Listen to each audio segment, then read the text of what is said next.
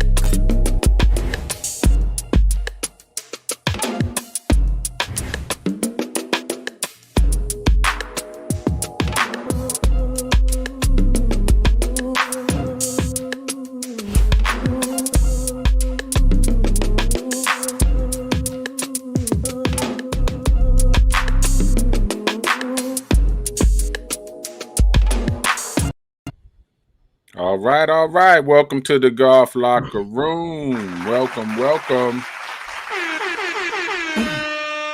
All right. What's this, episode 12? Yes, sir. Yeah. We Yes. are moving right along. We are moving right along. All right. Let me welcome the co-host. We gonna give it up to Big Siff Dog. Make a clap to this. To show our appreciation for your support. Make a clap. All right, and we have Trish, Mrs. Clark's Golf Life.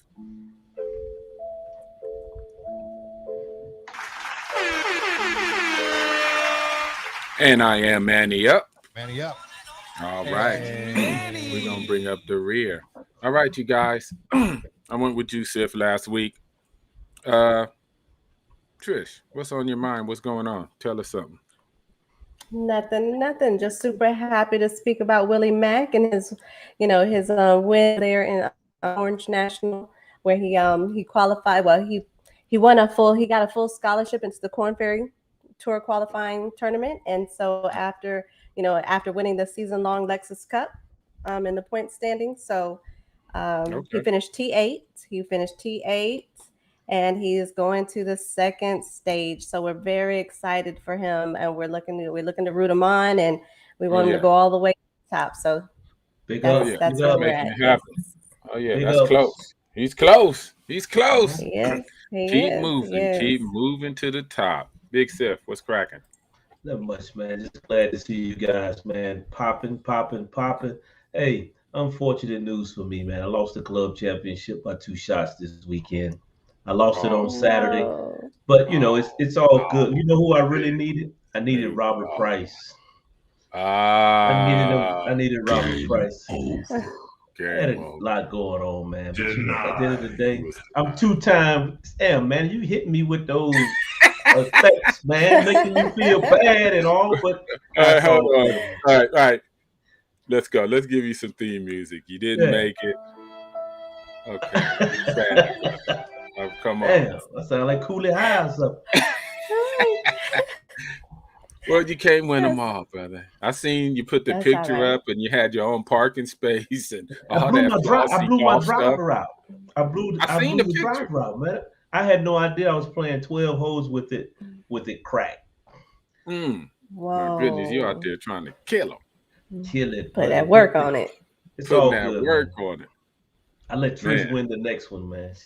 Okay. Well, I won last weekend. I won this weekend. We had a little tournament, and we got first place. So got a quick little 400, and then my girl got the longest drive. Then I got the longest drive and another 100. So that's my little second job. Yeah.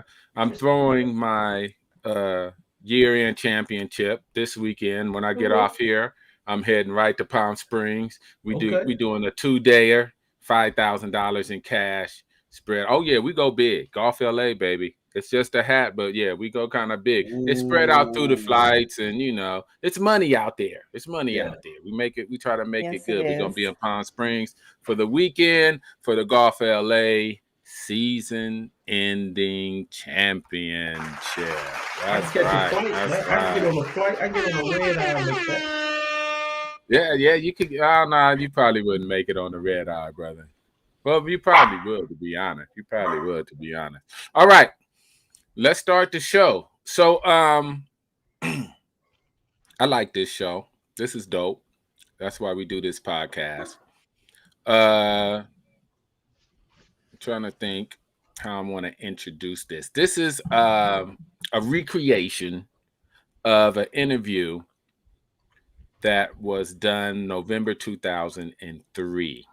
I'm not going to go into all the details, but it's going to be informative. It's going to be where we were, where we at, and what we thought about the journey from 2003 until now, 2021. Trish, talk this up and give us a little quick history or just a brief description, and then we'll go into the video. All right. So today we have our guests coming in. We have a Tim O'Neill, we have George Bradford, and we have Kris Hanna joining us. So these gentlemen, they were doing their thing. They went to college, played golf, at HBCUs or D1 schools, went and did their tryout at the Q school. And so, like you said, back in 2003, this interview,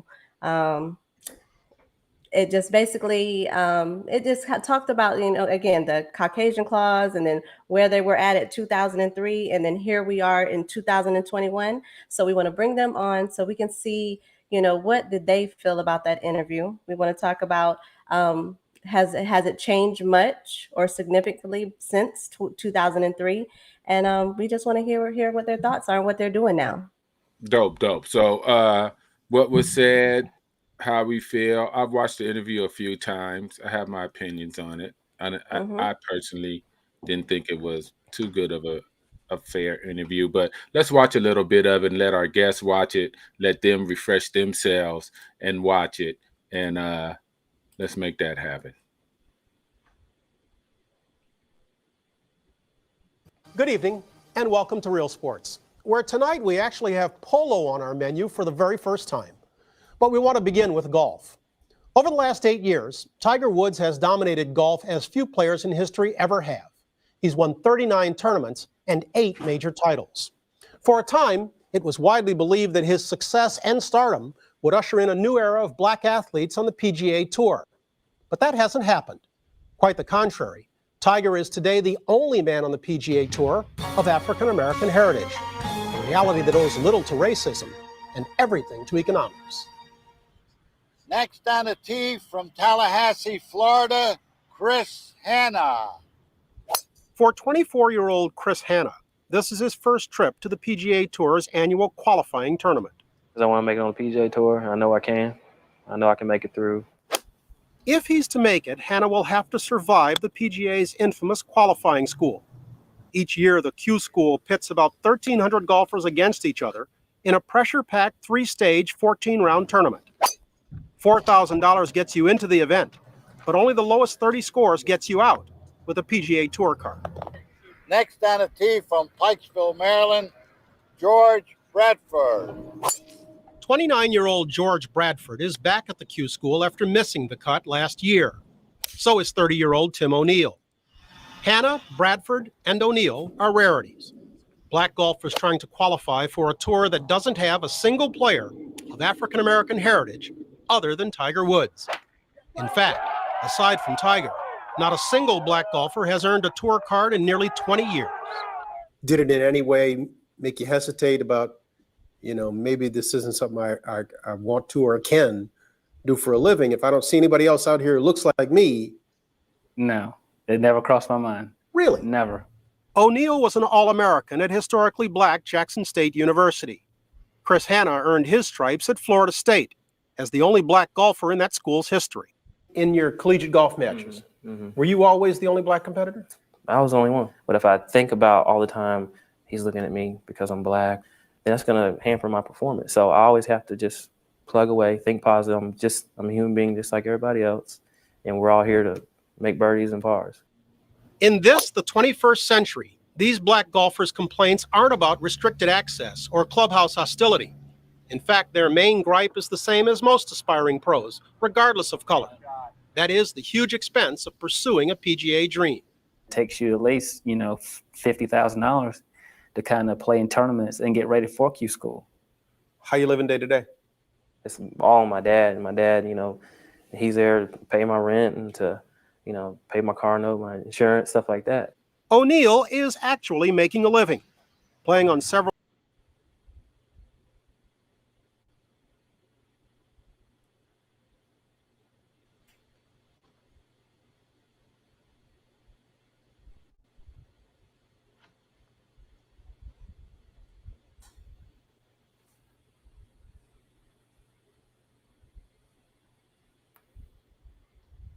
And where did Manny go? We lost him. He'll probably jump back in or bring us in. Mm-hmm.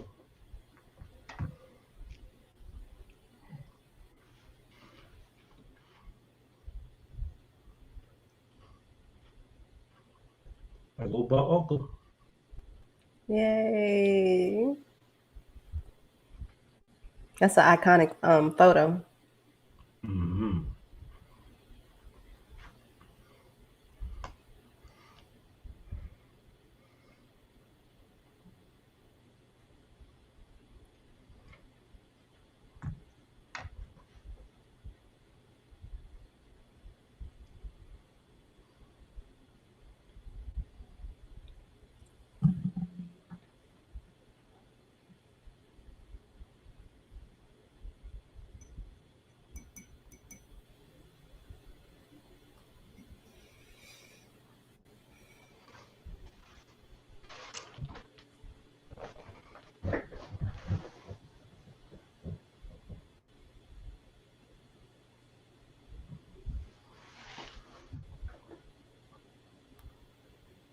Go my man Pete.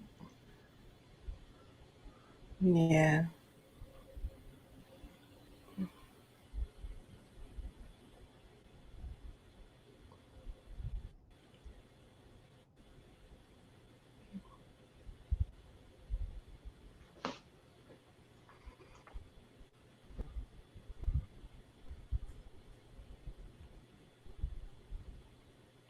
Let's see.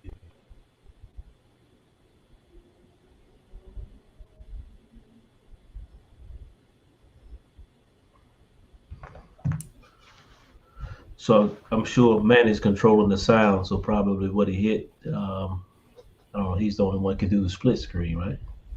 Yeah. So he's back. We are back. We are back. So that was just a little segment. I love that segment. It sets the stage. Let's just bring on our guest and get this started.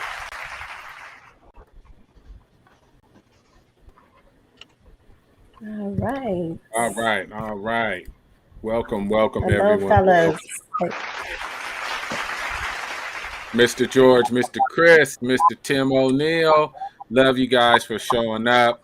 We just watched a little bit of that iconic video from 18 years ago.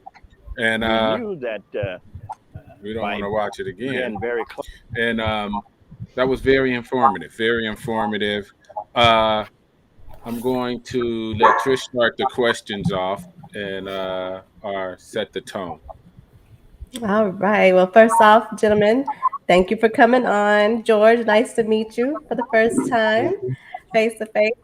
Tim O'Neal, I had the honor of watching him play at Tranquillo and watch some strokes that he put on them balls the whole entire round, which was phenomenal. Unfortunately, we beat, him and all the other teams while we were out there, but, we're not going to talk about that today. That'll be a different show. And then Kris, my guy, that's my homeboy, he's up there at Tallahassee. Definitely happy to have y'all on. But just to start off, so, we played a snippet of the interview back then in 2003.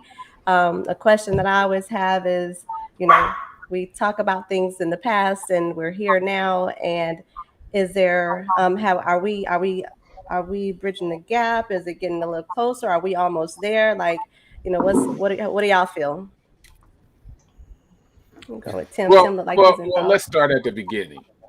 You guys did the interview 2003.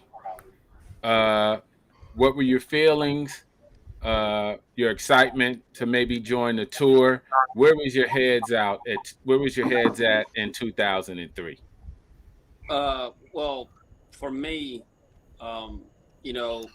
talking to Brian Gumbel, the whole interview. You know, he was nice during the interview, but personally, I didn't like the way the interview turned out.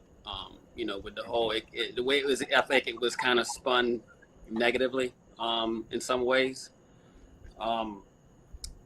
But in 2003, you know, I just missed getting my tour card by. Well, in 2000 actually, I missed getting my tour card by a shot, and then that next year, 2004, I missed getting my PGA Tour card by a shot again. But back then, you know, it seems like, you know, I just heard on there Q School was $4,000. Now it's $6,000, and that's just the entry fee, pretty much. So it's gotten higher as far as expenses. You know, as far as bridging the gap, we still have a long way to go. You know, Willie Mack's doing well. I mean, hell, next year I'm getting ready for the Champions Tour. So I'm old now. But there's money everywhere. So get that bread. But you know, you know, things have started to change. You know, there's the APGA Tour, which it's a start. You know, guys are, you know, it's a place for guys to play to get to the next level. But you know, it's a small step. You know, it's getting guys opportunities to play in tournaments. Some guys are getting, you know, small sponsorships, but like I said, we still have a long way to go as far as just having access. And, you know, I think it's going to start with kids younger, you know, junior golfers, and being ready to play, because a lot of these kids coming out of school that want to play, I don't think they realize what they're getting into until they play other tournaments and realize that, you know, they're just behind in a lot of ways from what I've seen. You know, there are a few guys out there that have the skills to get to the next level, but, you know, it takes time and money. Sounds good. Mr. Kris Hanna, and we'll just go across the board. Your take from 2003, what you thought, where was your mind at? Was you excited during that interview? Oh, yeah, I definitely, you know, I was a little rookie coming out.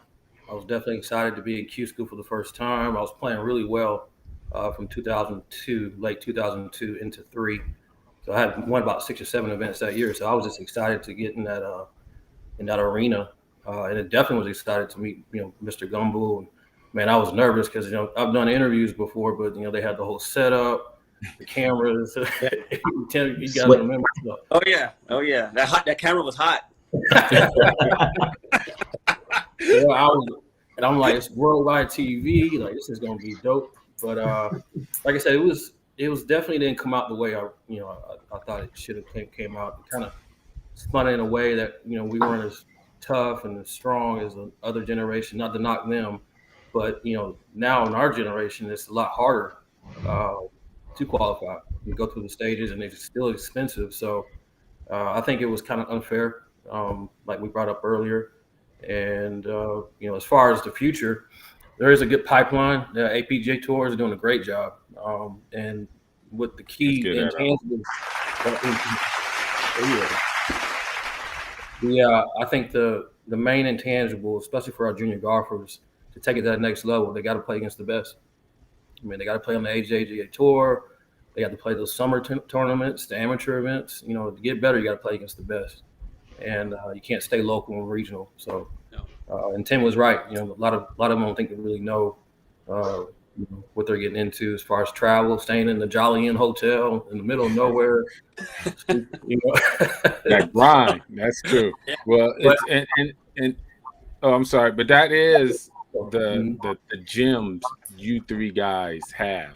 You went through it, and I hope to God these parents are listening to people like you guys that actually walk the walk and talk that talk for years. Because, you know, we can speculate and we can opine and have discussions, but you 3 gentlemen was doing it 20 years ago. You know what I mean? So I hope we do have parents of junior golfers on.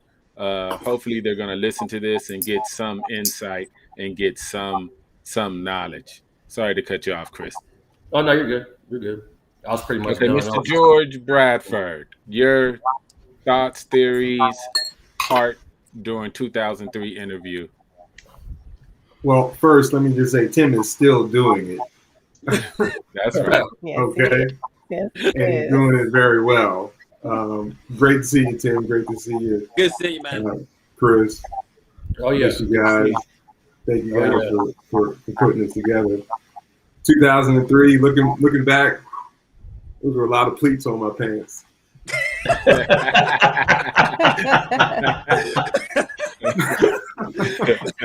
That was the style, man. And those leather shoes were real heavy, man. Those leather shoes, they was fresh, but they was real heavy. I remember, because it was a TPC Heron Bay, Kris, where we were at, because Tim wasn't at our location. And you guys had done a lot of prep work for that interview, and I was kind of the oddball that kind of fell into the story, because the story was originally about Tim and Kris and their journey through Q school, and I just happened to be the only other African American golfer at our stage, Kris, and we actually both played well that week, so they followed both of us. So that's why you see them in the studio with the interview session, and you only see me at the golf course. But back in 2003, life was golf, and that's all we were trying to do was get our card. And Tim, Kris, I think it was Andy Walker, I think Pump Roswell. There was very few of us out there trying to chase our passion and do it. Bringing it forward to where we are right now, we still have a long way to go.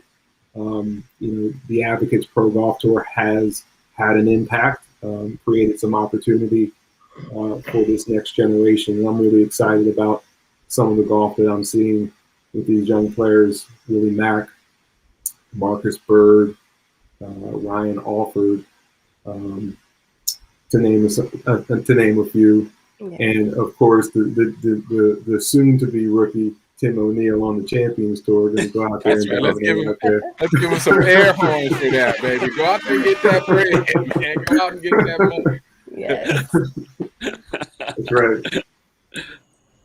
Nice. Kris, I know you're just biting your lip, waiting to jump in. And I know you fellas probably all know Big Kris. Sif Dog, join in the conversation. What's your first round of questions? What's up, fellas? Hope all is well, man. Kris Sifford here, man. I'm a huge fan.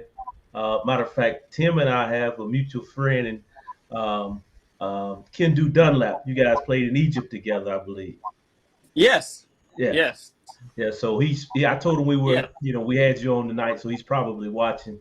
But I remember Tim. I remember all of us at McCandless Golf Course. It was a gambling hustle golf course, old cats, and we were watching Tim at Q school. And when he missed that by one shot, man, I think we all went out to the parking lot and started popping the trunk and drinking gin. That's how hard we were pulling for you, man. So I've been huge fans of all of you guys, and I want you guys to understand this. Just like my uncle Charlie Sifford and Teddy Rose and Lee Elder, they set the benchmark back then for you guys.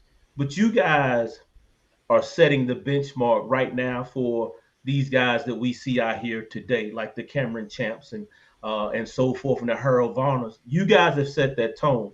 You just happen to come up in an era where it was a little bubble-ish, if that's a word that I can use. Today's times, man, diversity and inclusion is an opportunity for these younger cats. Think about if diversity and inclusion was hot when you guys came about. You guys would have got some exemptions. Because no one, I'm the one on the show that's gonna everybody keeps it real, but I'm gonna say what the hell I like to say. But nobody wants to be deemed or seen as a racist. So if diversity inclusion would have backed up 20 years ago, which it was still highly relevant, you guys would have gotten the opportunity to receive some exemptions, opportunities to showcase your talents on the major level with sponsorship. And I've watched all of you guys play this game, and you guys could play the game, man. I mean, it wasn't no bullshit. I mean, you guys could actually strike that ball, man. And so I'm a huge fan. I appreciate what you guys have done by setting the benchmark for some of these younger guys. And I hope, and Tim said it best, that, and I think Kris did as well, I hope the parents and these younger kids are looking to what you guys are speaking about in terms of starting early, because that's the only way that we're going to get in front or even make a dent at it, is starting early. So I appreciate it. Thank you, Big Siff. I'm just going to say this. When the White Claws, the all-white claws led up, just like a lot of other things, not even pertaining to golf, new tricks and new barriers get put up. Just because a clause in a systematic racist system gets eliminated doesn't mean everyone goes back home, hugs, and was like, well, that's it.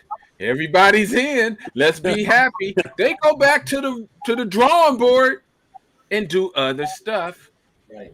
To have stumbling and roadblocks. That doesn't mean you can't succeed. That doesn't mean you don't work hard to make it happen. But that definitely doesn't mean that the struggle was over just because they wrote something out of it. You can't write stuff out your heart.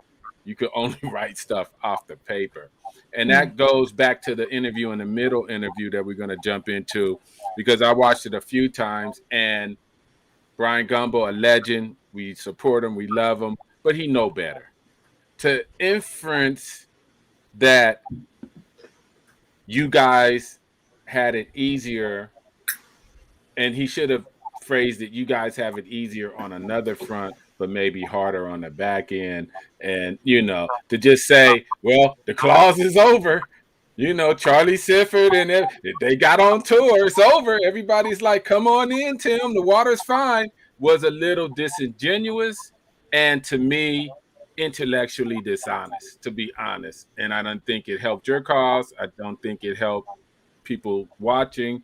But, it's Hollywood, it's TV. I'm glad we have you guys on to really set the record straight. Not to say he didn't think he was helping, not to say he's not a fan of black golf, not to say Brian Gumbo's trying to, but I just thought it was a little disingenuous for me. That's just my opinion. I thought it was intellectually dishonest too. That's just my opinion. But I would like, and you guys spoke on it a little bit, but going forward with the juniors, like if it was reversed, say you three guys are the Brian Gumbos, and we have our juniors right now playing golf all over, like, and some of our pros on the mini tours. What would you, and any of you guys can answer the question, what would you guys say to them if you was a Brian Gumbo now in 2021, talking to our juniors, talking to our parents, talking to our pros on the mini pro tour? What would you tell them? As far as like trying to play golf at the next level as junior golfers? Moving, just like how you guys were moving through the system, trying to get that tour card. Yeah, well, as far as like junior golfers, I mean, back in 2003, I'm not sure how much Kris and George pay attention to like mini tour golf like I do, but like in 2003, I pretty much know what the scores are. You see tournaments. It has drastically changed since then. Like even like Q School, I remember Chris Hanna missing at first stage. I think he was like 10 under par or something like that. I'm not exactly sure, but I know he was like double digits, and he missed by a shot. And that was anomaly. Like at first stage, shooting 10 under par and not making through, that never happened. And then fast forward to 2000, I say when it started, maybe 2017, 18. Most sites, not all of them, but most sites at first stage, if you're not double digits, you're not getting through. I mean, it used to be, when I first started, first stage, if you're a good golfer, you're solid. You shoot 4 or 5 under for 4 rounds, 6 under, you're pretty much going to get through. Nowadays, you shoot that, you're going to miss by 4 or 5. So I mean, the players have gotten, they're younger, not to say younger, but they're just better now out of school than they were when we were. So the game has gotten, it's just technology. Guys are working out, guys are hitting it further. So I've seen the change from when I first started to now. So if you're not playing, just like Kris said, if you're not playing against the best players, it's just hard to realize what level that you're going to compete on. I mean, you look at the Ryder Cup, all those guys like Jordan, Spieth, Schauffele, all those guys played junior golf together. So, I mean, they grew up together playing. It's just like with basketball players, they play, AAU ball, it's the same thing. So if you're not playing against the best, it's just a little bit tough. You have to play, just like Kris said, you have to play against the best players day in and day out to realize the level that you're going to have to be on. Because even coming out of HBCU, when I came out of school, it was a different level when I came out of school, and guys are just better. So you have to compete against the best to be the best, and you have to do it day in and day out. Hey, to Tim's point, actually, just a quick second. The second stage of the Corn Ferry is in Kannapolis, North Carolina, which is about 15 minutes from me. And so today there were 4 guys that shot 63. Wow. So I mean, you shooting 5 under the first round, you may not have a sniff. 4 guys shot 63 on the championship course. So to Tim's point, these kids, man, are unreal. They're not playing with it. They're not playing. They're not playing, and we can't play. I said it all the time. That's like, these guys out here are not playing. Like, you better be able to ball when you get out there, for real. Nice. Kris, I tell you, I would tell them that it's not just about how well you play. You got to have a plan. This is a business. You can't just go out and play golf and be good. You got to have an opportunity to play good. You got to be on the stage to play good. You got to be at Q school and have the opportunity to play good. So, this is a business. You got to have a plan to raise money, a schedule that you're going to play. That's part of it. As far as the talent is concerned, I'm not going to tell any person that has a drive and desire to compete at the next level to not pursue their dreams because they're not hitting shooting the scores that they want to be shooting. But just have a plan in place, and understand that this is a business and you're going to have to raise money unless you come from a family of wealth, and that in itself is a challenge. I think all 3 of us have gone through phases of our careers where we had all of the talent in the world, but we didn't have opportunity. And, that is extremely frustrating. So it's more than talent, and you got to have a plan. Right. Yeah. That's what I was going to add on to is, now I see the one thing I can see different now is on the junior golf level. They have, especially the people with the families with wealth, they have a plan. They got, mental coach, strength coach, at that early age. So that's one intangible I think I would definitely, with our junior golfers, and let them know that they need to have the whole 360 covered, on and off the golf course to take it to that next level. And there's nothing wrong with just, being a good golfer. If your aspiration is just get a college scholarship and get your education, that's fine too. But if you're trying to do it, do it big. You gotta, bring it big. Yeah, sure. Makes sense. Trish. No, so Kris Hannah, I wanted to ask you. So I know you were the first African American to play golf at FSU, and your father is almost 3 decades in at FAMU.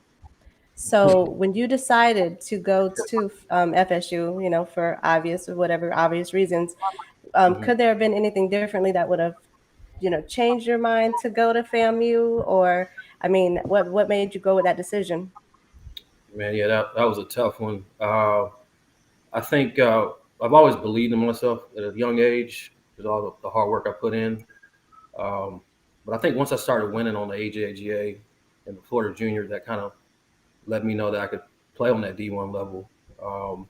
And not to knock on HBCUs, but the one thing that for me personally, what I wanted to do is I wanted to travel in style, fly everywhere, play against the best players, play these nice golf courses. And I knew that, Florida State could offer that to me, D1 school, and got a full ride. But I knew it was going to be a lot of extra pressure, being the only one and being out in the middle of nowhere and being the only brother on the course. So I think just having the opportunity to play against the best players that I play with on the AJGA to continue on a D1 level was definitely a big factor for me. And like I said, equipment, getting all the best equipment, our budget would have been a lot bigger, or was a lot bigger. And anything you needed, if you worked hard and performed, coach had your back. So, and the good thing is too, all those players, Charles and, David Gossett, Eric Compton, still have relationships. So, keeping that going into the future has been definitely a perk. Okay. But family is that's my grandma, my dad, they have all been there. So I definitely got some green blood, green and orange. That's right. That's right. That's awesome. Yeah, I understand that. I think our show, we highlight a lot of HBCU golf. By no means, at least I speak for myself, and Trish and Sif can speak for themselves, that we try to mandate everyone go to a HBCU in golf. I think our fight is to have it available if our choice, a valued choice, if our young people want to go. And another value choice is that big D1 school with the budget. I think we have to be everywhere to have every experience and bring it all together in a village and tell us how to move forward. So yeah, I think kids, I tell all kids, go where you're going free first. Right.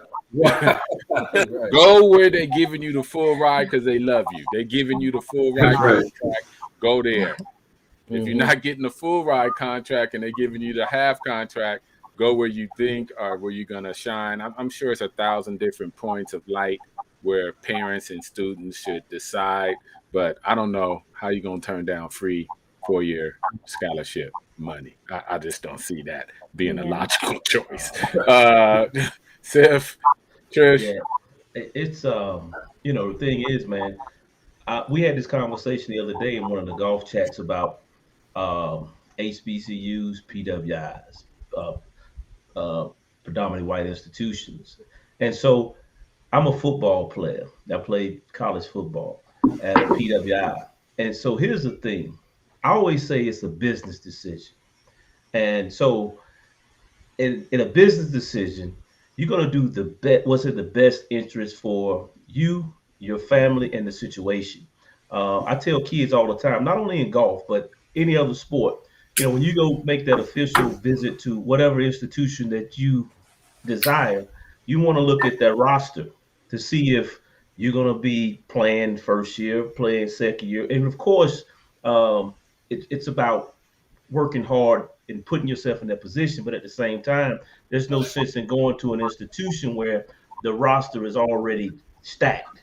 And now you're just coming in fighting for maybe not being able to be in that top lineup. And so with that being said, just like Brother Kris said, if Stanford, Duke, or the perennial top PWIs come knocking at my door, and if it's about business for me, and I know that I'm traveling when I go to a golf tournament on a Learjet and I'm back home in my bed that evening, when I know my funds are going to be available, I know I'm going to have the best equipment, then I totally get that. I'm not gonna knock that scenario. But from an HBCU standpoint, the tradition, since you guys went to HBCU where you had tradition, the grind is a little bit different. You have to go out there and put in the work. And so I just try to get parents to understand the dichotomy of both, where it's a business decision, but at the same time, you have to find a place where you can fit in and play if that's what you want to do. So, that's just my perspective on that, man. And I'm a big Florida State fan too, man. We're not doing right now, but I'm a huge Florida State fan. That's You right. get a win. I wanted to actually jump in. Oh, go Okay. ahead. Oh no, go on, Kris. Another when I think that was my senior year, no, my junior year, I got invited to help Tiger out at the Disney Sports Complex, and got a chance to talk to him. It was my first time meeting him, all that. But he told me, word to word, he said, "Go where you're gonna get some playing time." So, that was he said, make sure you just go where you're gonna get some playing time, and obviously scholarship, getting a full ride. But just want to throw that in there. Got a little advice from the man, the GOAT. That's hey, go where you gonna play and compete. Right. Means nothing if you're not playing. Hey Manny, I got one question before you move forward with all three guys. You all hit it in your prime. You all strike the ball extremely well. I play here locally. One of my friends, Elliot Gailey, he may have played with you guys. Yeah, I know Elliot. Yeah, he's at Lenore Ryan now. Played at Clemson, I watch him play, and he strikes it extremely well. So all of you guys strike the ball unbelievably well. What's the difference between all of you guys hitting the ball the same versus the guys who are in the top 5% that make it? I mean, how much time do we have on this?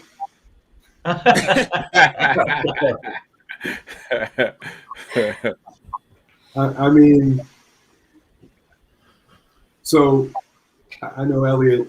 I know Elliot quite well. He was chasing his dream at the same time. So I have to answer this question, a lot, because people don't quite understand the game of golf. They don't understand the business. They don't understand us as professionals and what it takes to be a professional, and the difference between the different tours. There's a clear distinction with the top 20 players in the world. Number 21 to number 144 in the field, you could exchange a Korn Ferry Tour, you could exchange PGA Tour, Latino America, you could exchange the Mackenzie Tour and not skip a beat, okay? Not skip a beat. So when you ask about the difference is, location, where you're playing. If you're not on the PGA Tour, you're just not on the PGA Tour. There's so few spots available to get on the tour that if you're not playing right, that, Kris missed it by one stroke that week, and, has now 12 months to figure out how to improve one stroke. Doesn't mean that he doesn't have the talent to play at the next level because he missed it by one stroke. He was there. He has the talent, clearly, but he missed it by a stroke. So there is no difference. There is a distinct difference between those that are playing their best golf in the world. Those people just clearly are head and shoulders above the rest. That's why, the Tigers, the Phils, the Ernie Els, back in early 2000s, they just consistently were in the top 10 in the world. And then you would have some people who had, a nice little run that would, shoot up to the top and then, get heavy with all that money and fade away. But, number 21 to 144, there's no difference. I mean, if Tim had, I think if all three of us had our cards, we would have played on the PGA Tour and had successful careers on the PGA Tour. Yeah, he's exactly right. The top 20, players in the world, there is a difference. But just like he said, from 21 to 140, he's like, those players can definitely be interchanged with those players that, from off those tours. It's a fine line, it could be, just like he said with Q School. That's what makes Q School so hard, because you take Jordan Spieth coming out of school. He was a stud. Jordan Spieth missed at first stage, and then this guy's won 4 majors. So it's like Q School. You have to peak for 3 months, for 3 weeks, and you have to be playing good at the right time. Because there's a lot of good players. You put a lot of those guys on tour now. You put them at Q school. A lot of those guys will miss. So that's what makes it so hard, and it's harder to get your card than to stay out there. Sure. Okay. Oh wow. Okay. So, that's good information. Talent is talent. If you had 30, 35 starts on the PGA Tour, you're going to ball out on a couple of those tournaments. Yeah. And you look at you have your top players, but I say your average tour player, throughout a season, I mean, your average tour player plays good 4 weeks out of the year, and the rest is just okay. So most guys make their money. I'm not talking about the top guys, but the most guys make their money in 4 weeks, usually. So you make 90% of your 90% of your money and 10% of the event. Yeah. Oh, wow. Just because you're peaking at the right time, right course, right everything. That makes sense. Right. That makes sense. So a quick question to you guys. Should we focus more on our youth just being the best they can be to get these scholarships to go to college and play collegiate level golf, and the best will bubble to the top on their own? They don't need our help except for maybe financial help and support. And should we be like, oh, you need to go, you got to be on a tour, you got to no, you got to be a great golfer and get to collegiate level first, and hopefully you played a ton of junior stuff and the rest will work itself out? Or where should we as supporters, spectators, focus our attention or gauge new talent coming out of the juniors and who we rooting for and who has a chance and all that other stuff that we read and hear on the forums? Where should our focus be as weekend golfers and supporters of the sport if we want to see change in our community? I think we've placed a great deal of resources at the junior level since 2003. We've placed a great deal of emphasis or a great deal of resources. I think, one, we need to stop placing so much pressure on a young kid, young girl or young boy to be the next great golfer. I think, somebody posts a swing of their child and they're like, all the expectation that we place on that young kid is ridiculous for them to have to play on the league or play on the PGA Tour, compete at another level. I think the cream always rises to the top. It's about getting clubs in people's hands and giving them the opportunity to play. It's the young kid that's going to wake up the next day and ask their parents to take them to the golf course, or just drop them off at the golf course. So, Kris, Tim, I'm pretty sure your childhood was similar to mine, where my parents couldn't get me to the golf course soon enough, and they had to drag me off the golf course when the sun was going down. And that's the type of behavior, that's the type of desire that's going to, it's going to fuel the passion to play on the PGA Tour. But us saying, we'll invest in young kids, and that's going to yield, future stars. It just hasn't worked. I think the real breakdown in this process, because the game of golf is extremely diverse at the entry level, at the junior game. You go around to many of these courses and you see, all of these junior programs are, that's the most diverse thing in the game of golf is junior programs. What is the breakdown between the junior program and, the competitive, collegiate, and then, by the time they graduate, what's the breakdown, and why are we not getting so many young kids to chase this as a dream? Mm-hmm. That's a problem. And then we have some amazing talent that doesn't have the opportunity to chase their dream because they don't have resources to chase their dream.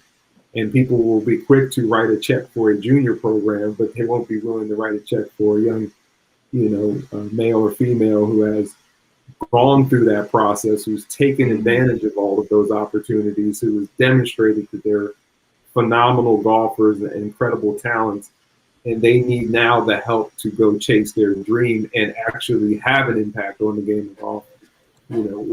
We have historically chosen not to support that person.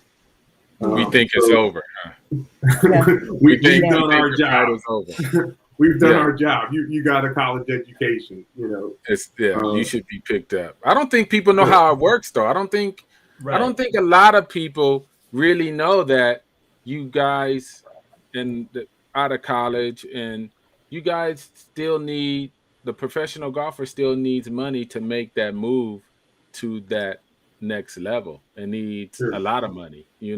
I think people believe, like football, well, didn't they go to the golf draft? How come they didn't get drafted? I think that the layperson has that mentality. They may not think it's a draft, but in their head they're like, well, he got through college, how come no one picked him up? How come no team picked him up? I think that's the mentality some people have, and I think we might need to do a better job or create something to inform people that, these are proven winners that's made it all the way through the collegiate level. Let's push them and give them a real chance at being a professional that we see on TV.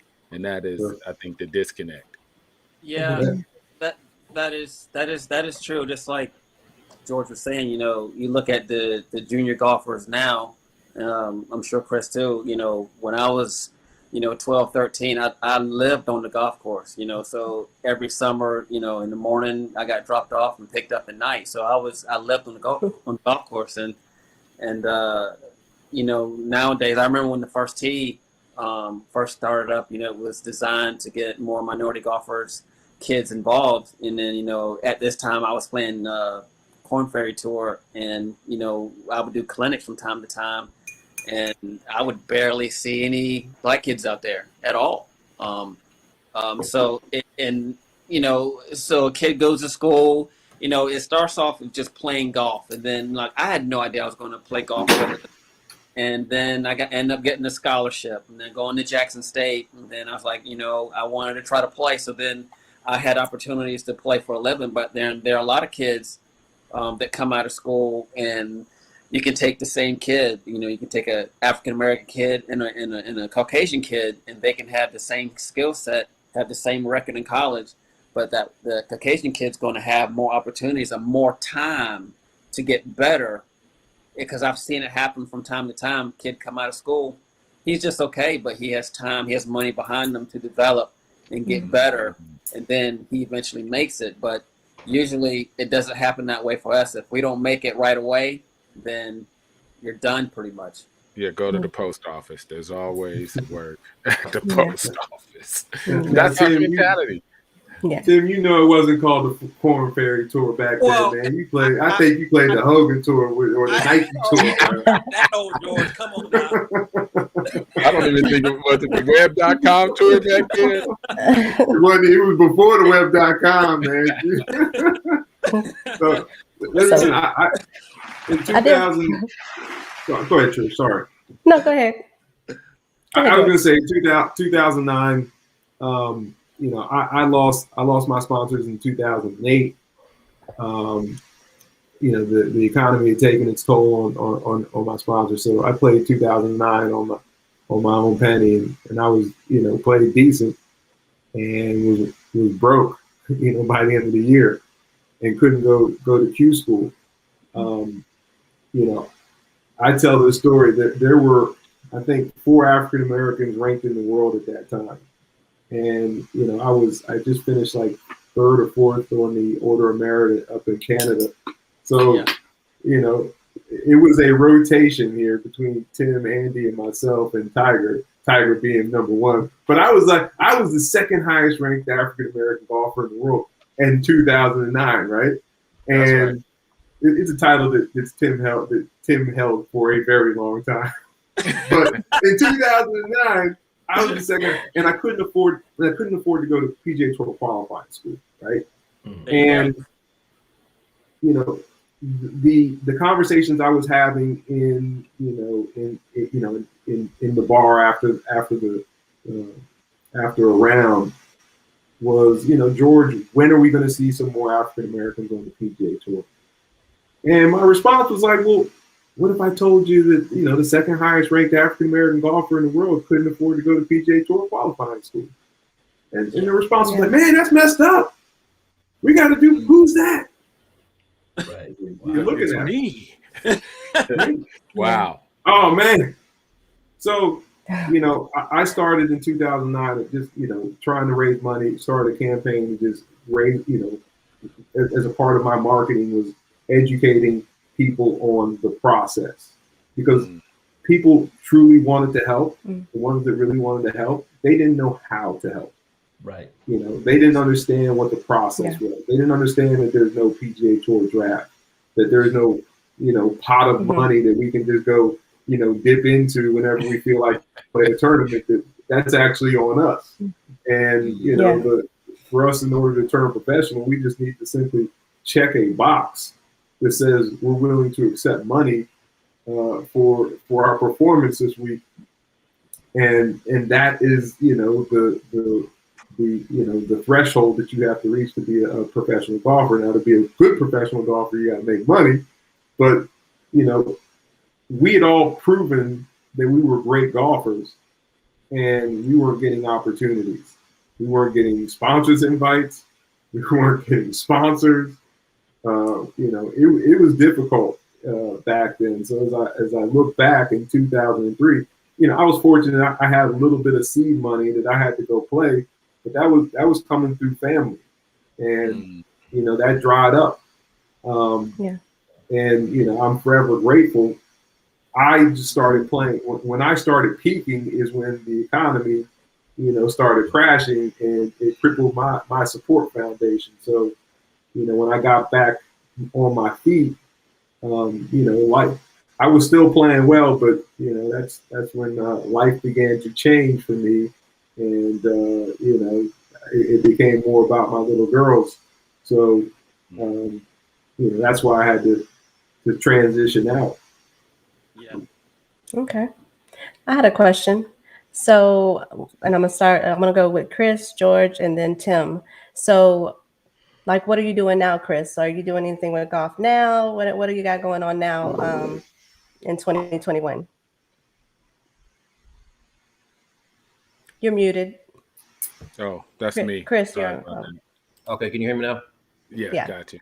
Okay, yeah, I've always worked with kids, but I started to volunteer at a Title I school, elementary school here, and got a little golf team.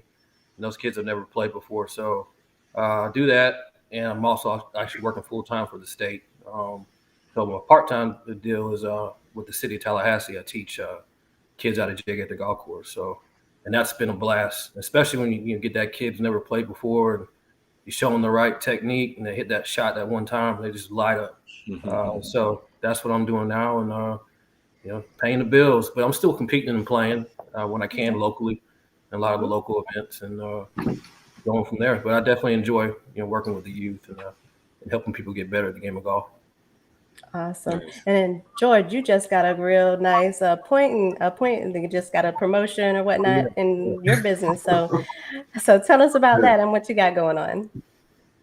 So I transitioned to wealth management in 2015. Shockingly, it's been a great fit. All the skills that make you a great golfer will make you a great financial advisor. And golf helps. Being very good at golf helps. But been with the firm been with Merrill Lynch for about 6.5 years. I'm now the resident director of our Towson, Maryland office. It's actually the largest office in our complex. Let's get that up. Yeah, we're gonna give it up. Third day on the job, and I'm still alive. But been blessed with the opportunity, and I still continue to teach golf. I teach golf on the weekends to young kids who aspire to play high school and college golf, and I also teach a a special class here for the Howard County First Tee program, where we call it a structured practice.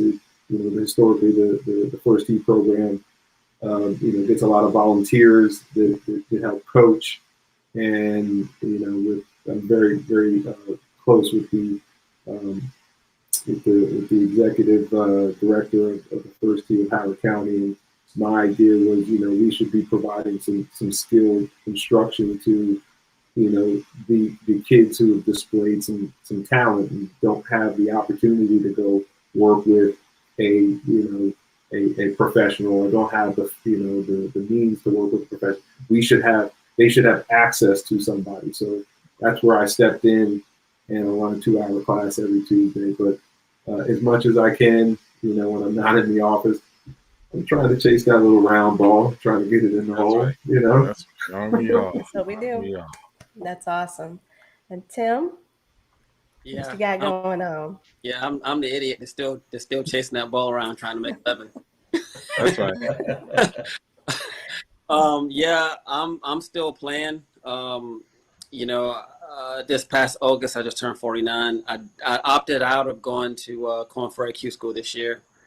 I'm just gonna really start preparing for next August when I turn the big 5-0 and get after the Champions Tour stuff.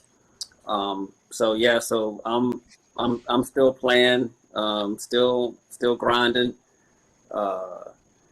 So yeah, had my club stolen last week, and I was in New York with a friend of mine and made a mistake of leaving my clubs in the car and took his clubs and mine, the club glove, everything gone. But I'm more sticks right now. That's funny because I now have a brand new set of clubs.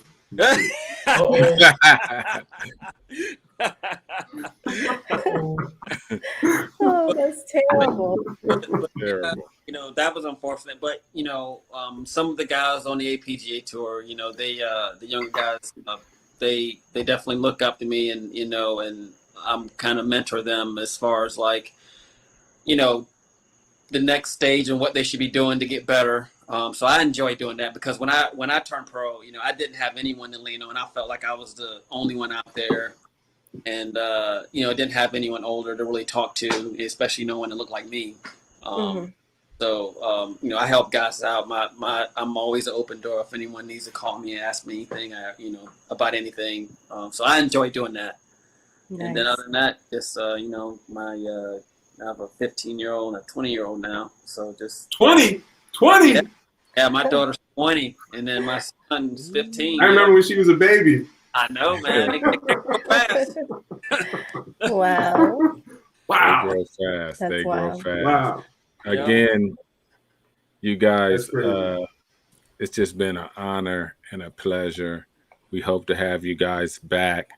We try to really give the people who listen to us and that's on the different Facebook groups real information from real people actually doing it, not conjecture, not just what we think. But you guys, again, have walked through that fire and had major success, because we can tell how you guys are living now. That golf, if you don't even play pro, it's going to take you places that probably no other sport will take you. I'm going to have parting words from Sif.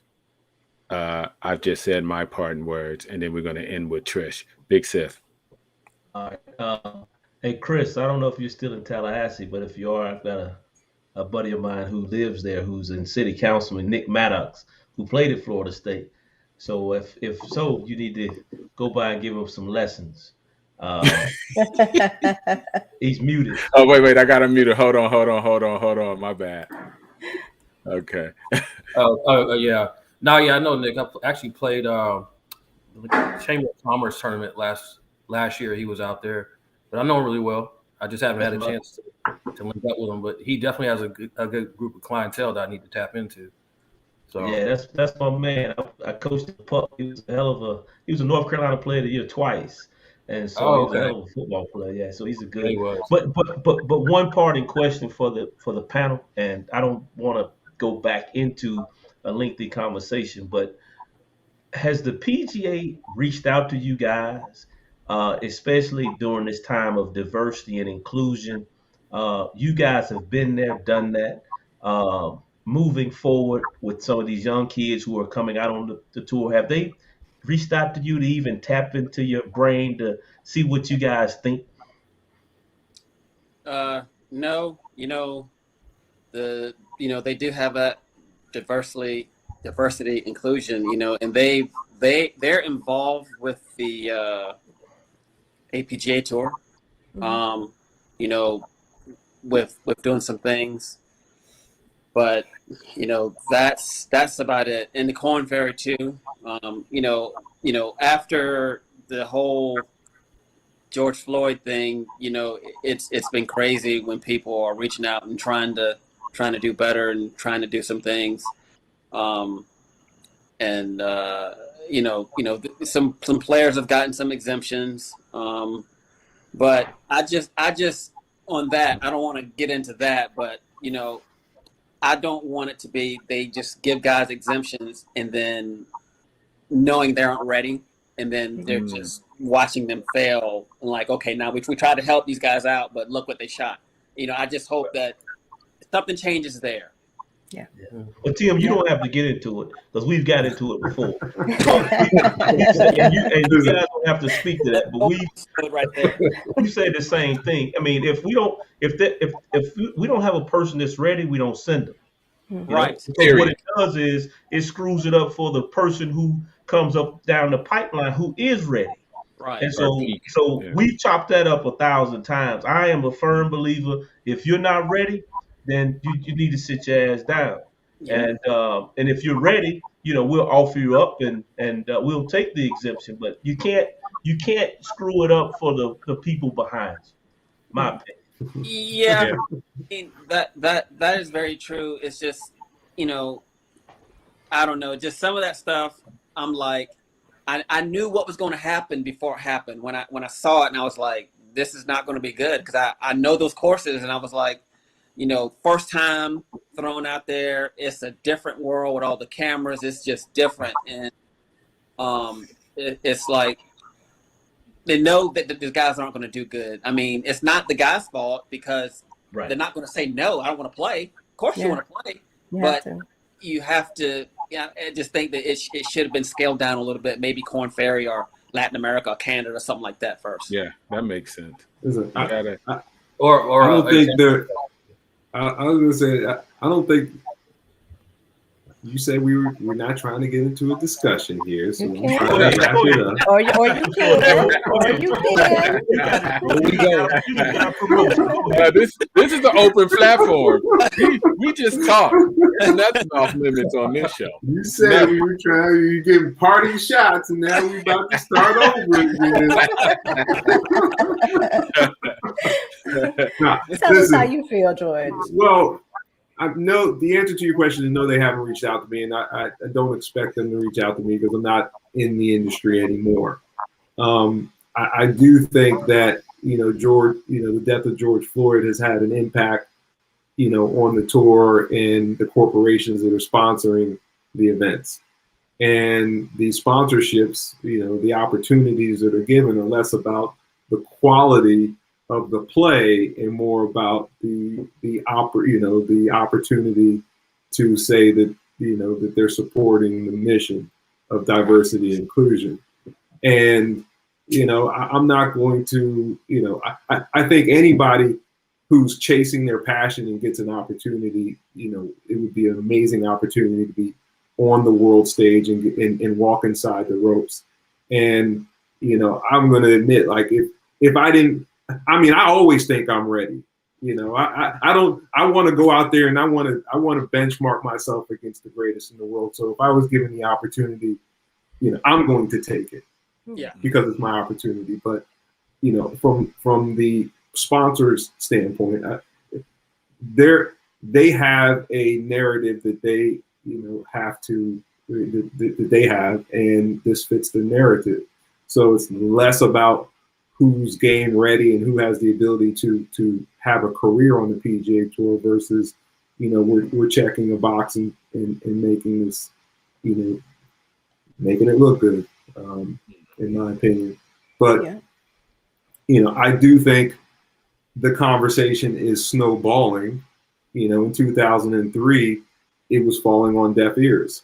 So we have come a long way in that regard. 2009, when the Advocates Pro Golf Tour started, I think they filled a void that, our generation, Tim, really fell victim to, and that was we didn't have the UGA or the Chitlin Tour growing up. The Charlie Sifford, your uncle, and the great golfers of that came before us had a mini tour that was that supported their journey as tour players, and that died off in the late 70s and during the 80s when Tim and I were coming along. There was no opportunity for us to go out and play and make and be professional golfers playing against our own and traveling around.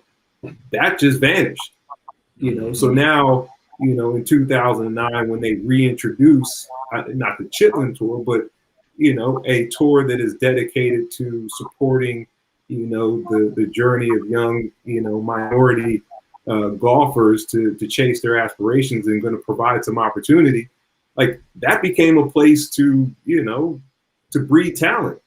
And we are starting to see some of the talent, the fruits of that, that tour. So, the George Floyd thing happening kind of, the Advocates Pro Golf Tour was in place already.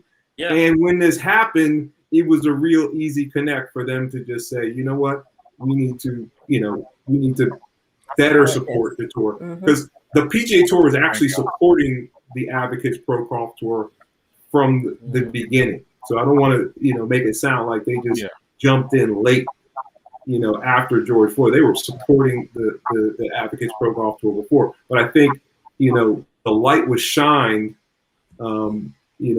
back in 2020. And I give credit to Farmers Insurance for creating an opportunity for you guys to play alongside the tour players, on the Farmers Insurance out in San Diego on the North Course at the same time that the tour players are playing, on the South Course on the weekend. But, this is a multi-pronged approach to changing the way golf looks. And, I'm encouraged, that we are where we are because there are more African-American golfers on the PGA Tour. There is a better pipeline, in my opinion, of talented golfers. So, it's exciting. I still can't believe, how many pleats were on my pants back in the day, but I was fresh back then. You look good. Let's get that up for Pete. Kris? Yeah, I thought that who's going to say no to an exemption, right? So and you're always confident in your abilities, but I was thinking more, it could have been a little bit more money maybe, or maybe an exemption through pre-qualifying. Or like you said, like Tim said, Latin America, McKenzie. But, man, it's just so tough, man. It's so great because, man, if I had the opportunity to play on the PGA Tour and as an exemption, that's everything. And imagine the confidence you gain no matter how you play from just being inside the ropes and doing your thing. So, I played a practice round with Bubba Watson at the Rocket Mortgage, and he was like, instead of giving one exemption, get 2 or 3 players off of the APGA Tour and give them a whole season on like Canada or give them a whole season. He was like, that makes sense. One exemption, you're gonna get that experience on 2, but what is after tournament? Then what? He was like, give a guy a whole year. Right. Whole season. Then prove itself.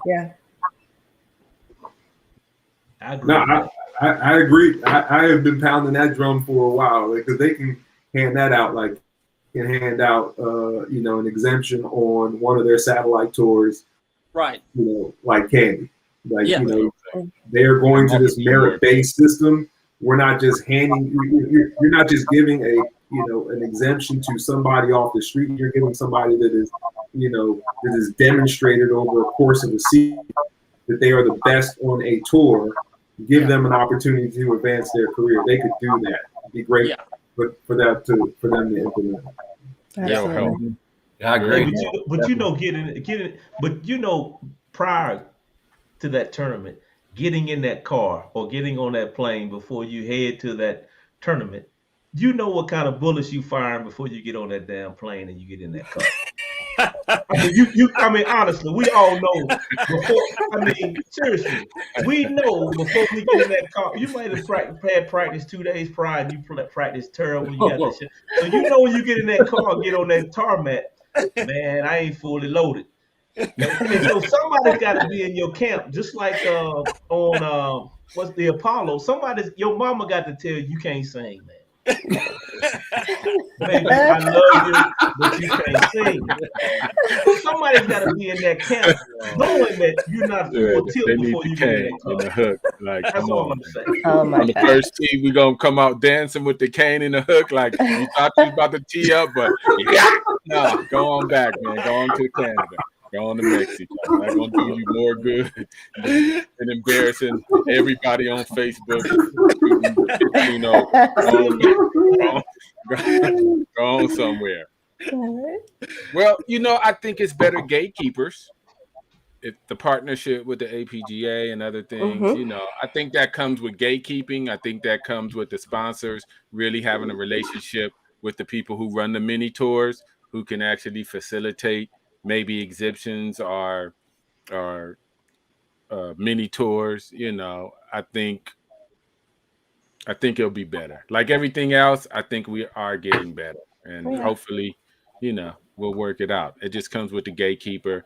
And does the gatekeeper really want advancement, or do they want 5 minutes of fame, and we're gonna get the hook and start yanking them people off the first tee?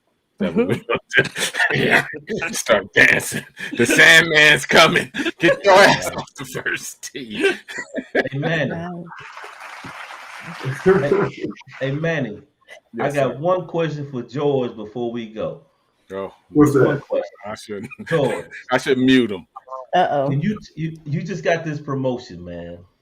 You with the bull, Merrill Lynch. That's right. Can you turn this $25 into $10,000? Trying to make $1 out of 15 cents. And on that note, you guys, I don't think I can answer that question here on this platform from a compliance standpoint. That's right. He said he only been there 3 days, Sifford. You trying to get him out already? Come on, brother. Up, man. We got somebody on the inside. We want the hookup. I'm just kidding. George, I'll do it for you. All right. And thanks again, you guys. Thanks for coming. The platform's always open to you. Hope to talk to you soon. And we out. All right. Thanks, guys. Hey, man.